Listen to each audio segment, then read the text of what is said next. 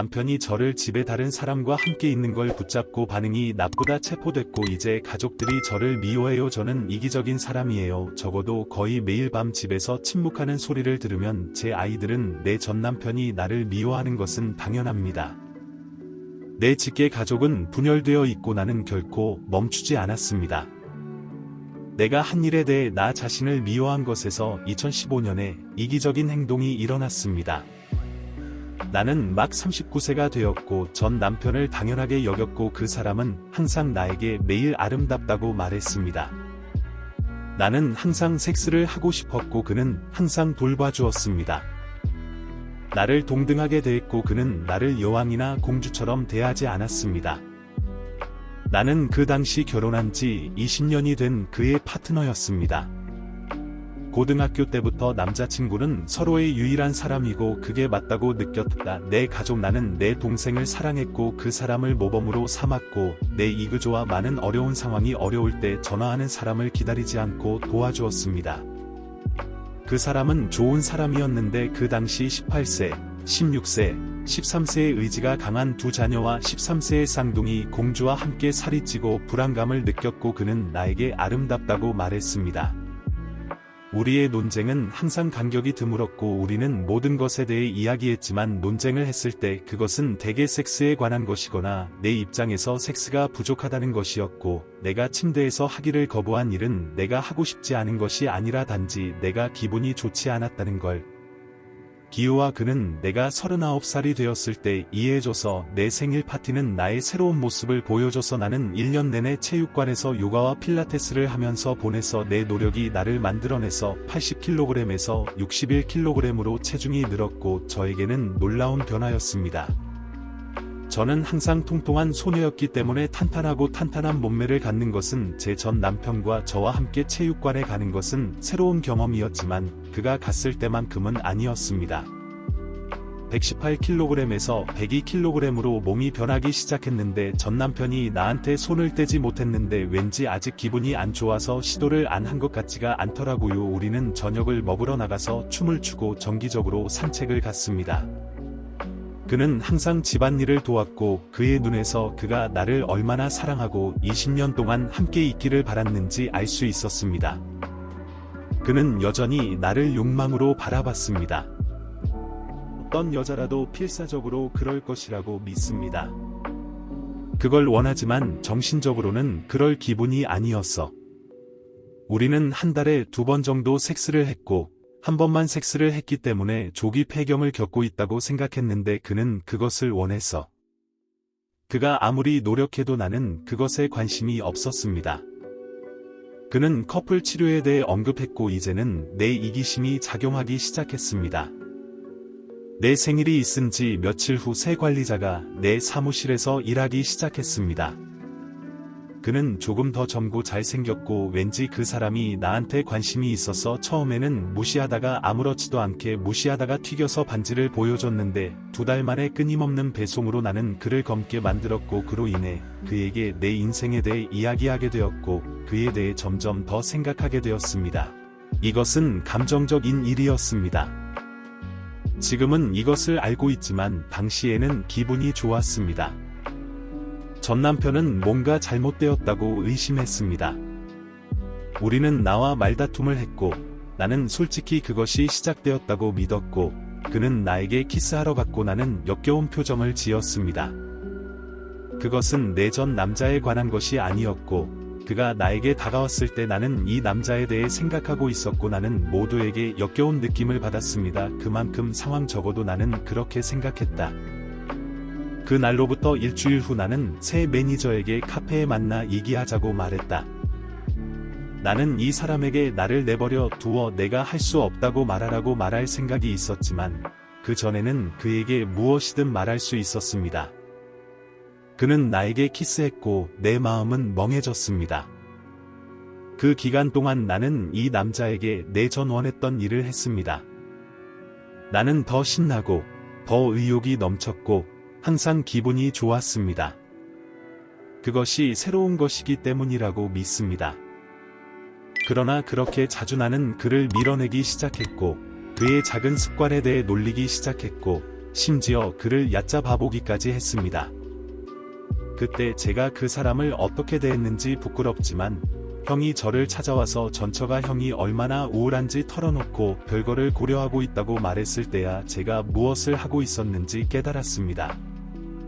더 이상 사랑하지 않는다는 느낌이 들었고 나 자신을 사랑하지 않기 시작했고 그로 인해 황홀 상태에서 벗어나 즉시 모든 일을 끝내고 직장을 그만두고 남편이 사랑받고 있다고 느끼게 만들겠다고 스스로에게 말했습니다.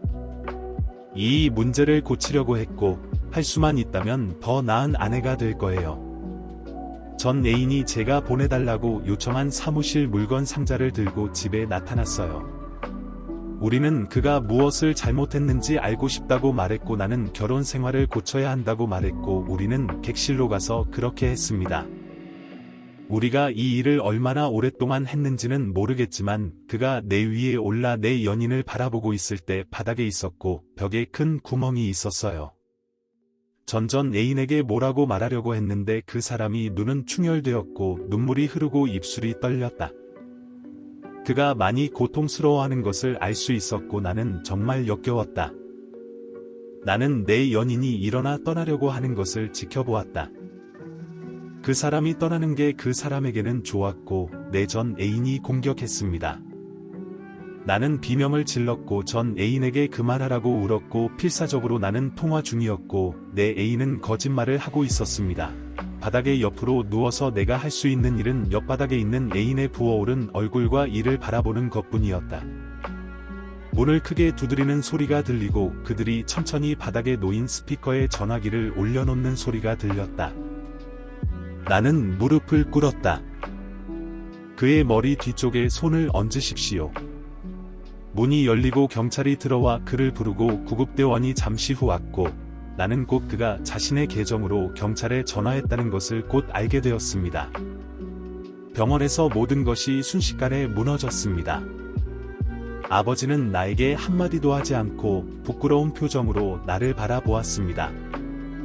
형은 나에게 소리를 지르고 있었고 망연자실한 표정으로 내가 어떻게 내 전 애인에게 이럴 수 있냐고 묻습니다. 어머니는 나를 위로하고 계셨습니다. 괜찮아 그 사람은 어떻게 했는지 아버지가 소리를 질러서 남편의 가족들이 화가 났고 그 사람의 언니들이 나를 위협했고 그 사람의 부모님은 나를 좀 더 일찍 식료품 저장실로 보내고 싶어 하는 것 같아서 내가 부모님에게 다가가서 아이들과 그는 나에게 말을 거부했습니다. 내 아이들은 나를 쳐다보지도 못했습니다. 내 애인은 심각한 부상을 입었고 그의 얼굴에 수술이 필요했습니다. 내 전 애인은 병원에서 그의 얼굴을 거의 손상시켰습니다. 한 여자가 내 방으로 와서 즉시 나를 공격했습니다. 내 위에서 총을 쏘고 그 사람이 내 애인의 아내라는 걸 알게 됐어요. 그 사람이 결혼한 줄도 몰랐어요. 반지를 끼지도 않았어요. 반지에 대해 아무 말도 하지 않았죠. 그게 기분이 좋았어요. 더 나쁜 것은 내 아이들이 남편의 부모님과 함께 머물렀고 내 딸들이 나와 대화를 거부했습니다. 내 전 애인은 나를 만나고 싶어 하지 않았습니다. 나도 감옥에 있는 그를 방문하려고 했지만 거부당했습니다. 형이 일하던 교정시설에서 형을 감시하려고 형한테 전할 말을 전해줄 수 있냐고 물었더니 형이 재판 중에 지옥에 가라고 하더군요. 처음이었어요. 그 사람을 만난 3개월 동안 그 사람은 너무 화가 나서 나를 쳐다보면서 무엇보다 마음이 아팠을 것 같아요. 우리가 서로 화를 내는 동안에도 그는 항상 나를 사랑으로 바라보았지만 그 동안 그는 항상 나를 사랑으로 바라보았습니다. 재판은 증오였고 나는 날이 갈수록 화장실에서 울기 위해 법정을 떠나야 했습니다. 나는 모든 사람이 들을 수 있도록 내 사건을 자세히 말해야 했습니다. 전 애인은 얼마나 오랫동안 충격을 받았고 전 애인의 증언이 진행되는 동안 아버지는 자리에서 일어나 법정을 떠났습니다. 저는 아버지가 제가 계획했던 산속의 별장에서 두 사람을 위한 점심과 주말을 제공하기 위해 저를 놀라게 하기 위해 집에 오셨다는 것을 알게 되었습니다. 낭만적인 휴가를 보낸 후 그는 내가 바람을 피우는 것을 발견하고 반응하여 내 연인이 그에게 멀리 있으라고 말했을 때 그는 겁에 질려 그를 공격했고 그가 나를 그에게서 멀리 떨어뜨렸을 때만 멈췄습니다. 재빨리 경찰에 신고하고 법정에서 녹음된 내용을 들었습니다. 교환원이 시키는 대로 하면서 흐느끼는 고통스러운 목소리를 들었습니다. 내 애인이 말로 표현할 수 없어서 괴로워서 약을 많이 먹었기 때문에 그들은 영상을 사용했습니다. 그 사람의 모습은 어땠나요? 이 모든 일에 책임이 있었기 때문에 그게 나를 아프게 만들었습니다. 제 전 애인은 그의 눈구멍을 부러뜨렸고 그의 광대뼈를 부러뜨렸고 그의 턱뼈를 부러뜨렸다고 합니다. 재건하기에는 너무 작은 뼈 조각. 내 전 애인은 3급 중범죄로 기소되어 7년의 징역형을 선고받았고 이로 인해 내 아들들은 항의하며 비명을 지르게 되었고 내 딸들과 그들의 가족은 처음 3개월 동안 오늘날까지도 나를 괴롭히는 비명을 지르게 되었습니다. 애인의 아내에게 애정결핍으로 고소당하고 이혼했고 큰아들은 가출하고 다른 아들은 그 방에 남고 쌍둥이들이 심하게 반항하고 있었는데 마트 한가운데서 전 형수들이 나를 공격했다. 어머니가 사과하려고 하면 얼굴에 침을 뱉었다. 아버지와 형은 초등학교 때부터 알고 지내던 친구들에게도 말을 걸지 않았다. 학교가 분열되자 곧 모든 것을 끝내고 물건을 가져가고 사라지고 싶은 생각이 들기 시작했고 죄책감이 너무 무거워 결국 치료사를 만났고 그녀는 나를 꾸짖으며 내가 전 애인과 너무 편안하다고 말했습니다. 나는 그를 남편으로 보지 않았습니다. 그를 좋은 친구로 보고 그렇게 대했습니다. 그녀가 옳았습니다. 나는 그와 매우 편안했습니다. 그러나 그를 친구로 보았습니다. 그는 나를 그의 아내, 그의 아이들의 어머니로 여겼습니다. 그가 사랑하고 원했던 여자는 내가 당연하게 여겼고 거의 1년 동안 내가 요리할 때 아이들은 음식을 들고 방으로 돌아가는 침묵의 시간을 보냈습니다. 나를 쳐다보기를 거부하면서 사람들이 나에게 말을 해달라고 애원하는 몇 가지 고장이 있었지만 내 동생은 결혼했고 내 아이들은 초대받지 못했습니다. 나는 그가 나를 방문자 목록에 올리기를 바라며 계속 전 애인을 방문하려고 시도했지만 나는 항상 거부당했고 내 편지는 여전히 반송됐고 그로 인해 나는 심하게 우울해졌고 언젠가는 그럴 자격이 있다는 것을 알았습니다. 형이 갑자기 나타나서 깜짝 놀랐고 기뻐서 재판 이후 처음으로 집에 와서 혼내기만 했고 수감자가 성폭행을 하려다가 전 애인이 의무실에 있었다고 하더군요. 그 사람은 감방에 갇혔고 그 사람은 허리가 부러졌어. 내 동생이 나한테 소리쳤어. 내가 트럭으로 돌아가기 전에 그런 짓을 했어. 그 사람이 그랬기 때문에 나는 며칠 동안 울었어. 맞아요. 제가 그랬어요. 와드 방문을 시도했는데 4년 동안 계속 거절당했어요. 그 사람과 대화를 시도했지만 여전히 편지를 썼어요. 하지만 다행히 돌려받았어요.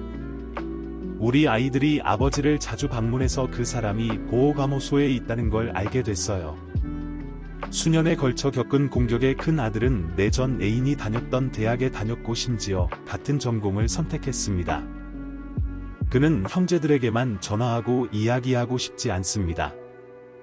나와 함께 그는 파티를 위해 집에 오지 않고 조부모님 집에만 오며 다른 아들도 같은 길을 따라 같은 대학에 다니고 나에게 전화를 거부했으며 내 유전자도 나에게 힘들었지만 그들은 매주 아버지를 방문했습니다. 기분이 좋아졌고 그들이 머물 때마다 많은 반란군이 그것을 제자리에 두었지만 내 형제와 나는 여전히 거의 말을 하지 않았습니다. 나는 그들이 첫 아이를 낳을 때 그의 아내를 방문하려고 했지만 그들은 나에게 떠나라고 했습니다. 어머니는 나에게 그들의 삶에 무슨 일이 일어나고 있는지 알려주셨다. 아버지는 여전히 나를 쳐다보지도 않으셨다. 그래서 올해 5월 초에 우리 아이들은 행복했고 집에 돌아왔다. 나는 관심이 없어서 몰랐다. 그들은 4개월 동안 집에 있었고 내 아이들은 주변에 있었고 나는 그들에게 내가 얼마나 미안한지 보여주기 위해 최선을 다했지만 그들이 나에게 말을 걸어도 대부분 무시되었고 그로 인해 나는 그들과 이야기를 나누고 그들의 삶에 무슨 일이 일어나고 있는지 알 수 있어서 기뻤습니다. 큰 아들은 1년 넘게 한 여자와 데이트를 했습니다. 둘째 아들은 대학 육상팀에 속해 있었습니다. 심지어 제 쌍둥이들도 저에게 다시 말을 걸기 시작했습니다. 아직도 내 자신이 미웠지만 그들과 함께한 일들 때문에 다시 웃고 놀고 저녁 식사하는 모습을 보며 8월 말에 너무 그리워서 준비를 하고 있었다. 쌍둥이의 18번째 생일이기도 한 개학 첫날, 나는 그들의 생일 파티에 들떠 있었고 내가 할 계획을 그들에게 말했더니 주저없이 쌍둥이가 파티를 다른 날에 하자고 했습니다. 왜 그들 중 한 명이 아빠가 우리에게 파티를 열어주고 당신이 아빠 근처에 있기를 원하지 않는다고 말했는지 물었을 때 우리가 나아지기 시작했다고 생각했기 때문에 그 말이 충격을 받았습니다. 아버지가 언제 출소하냐고 물었더니 4월 말에 나갔다고 하더군요. 좋은 행실 때문에 울었고 그게 더 충격적이었습니다. 아버지가 계시지 않아서 더 즐겁고 행복했습니다. 아버지가 다시 살아날 수는 없었습니다. 우리가 나아지기 시작했기 때문에 아버지를 돌려받았습니다. 어디 사는지 물었더니 살고 있다고 하더군요. 동생과 통화를 하려고 했는데 얘기가 필요해서 거절했어요. 몇 년 동안 돌려받은 편지를 다 들고 거기로 가려고 했고 문파티에서 잠깐 봤어요. 이름을 외치고 떠나라는 요청을 받았어요. 나는 형에게 편지를 건네주고 입구에 도착해서 떠났습니다. 형의 목소리가 들렸습니다. 뒤돌아서 형이 나를 향해 걸어왔습니다. 나는 즉시 울기 시작했습니다. 형을 안으러 갔더니 형이 나를 껴안았습니다. 그 사람은 마음 때문이라고 잊어버린 내 편지를 돌려줬고 나는 그가 떠나는 것을 보고 울었다. 그 순간 그들은 모두 무정한 눈빛을 하고 있었습니다. 아이들이 저를 그냥 용납하고 있다는 것을 깨달았지만 여전히 고치고 싶습니다. 그것이 얼마나 이기적이었다고 말하고 싶습니다. 그 사람이 얼마나 그리워요? 우리가 가진 것을 파괴해서 미안하다고 말해주세요. 그래서 나는 일상을 이어가려고 노력하고 있습니다. 어머니를 통해 2년 전 애인의 전처가 전 남편을 방문했다는 사실을 알게 되었고 그 사람이 계속 찾아와요. 별로 상관 안 해요. 그냥 그 사람이 어떻게든 나를 용서해줬으면 좋겠어요. 그 사람이 나한테 얘기해줬으면 좋겠어요. 나는 그 사람이 내 옆에 있었으면 좋겠어요. 예전처럼 나를 바라봤으면 좋겠어요. 나는 내 아이들이 우리 곁에 있기를 원하고 단지 내 가족이 돌아오기를 원하지만 나는 그럴 자격이 없다는 것을 알고 있습니다. 설령 기적에 의해 우리가 함께 모인다고 해도 결코 예전과 같지는 않을 것입니다. 모든 것을 되찾기 위해 일어난 일을 보면 이 여자의 이기심이 가족을 망쳤다는 것을 알 수 있습니다. 그녀는 심지어 남편이 관계를 개선하고 그녀를 위해 일을 하려고 노력하고 있다고 언급하기도 했습니다. 그리고 그녀는 그에게 불신앙으로 보상했습니다. 그녀가 초래한 고통은 평생 지속될 것이며 화해는 선택사항이 아니라는 것을 이해해야 합니다. 비록 그가 그녀를 용서하더라도 그럴 것 같지 않습니다. 우리가 본 것에 따르면 그는 그녀가 한 일을 결코 잊지 않을 것입니다. 도끼는 잊어버립니다. 하지만 나무는 항상 기억합니다. 이 영상이 마음에 드셨다면 좋아요와 댓글로 채널에 대한 응원을 보내주세요.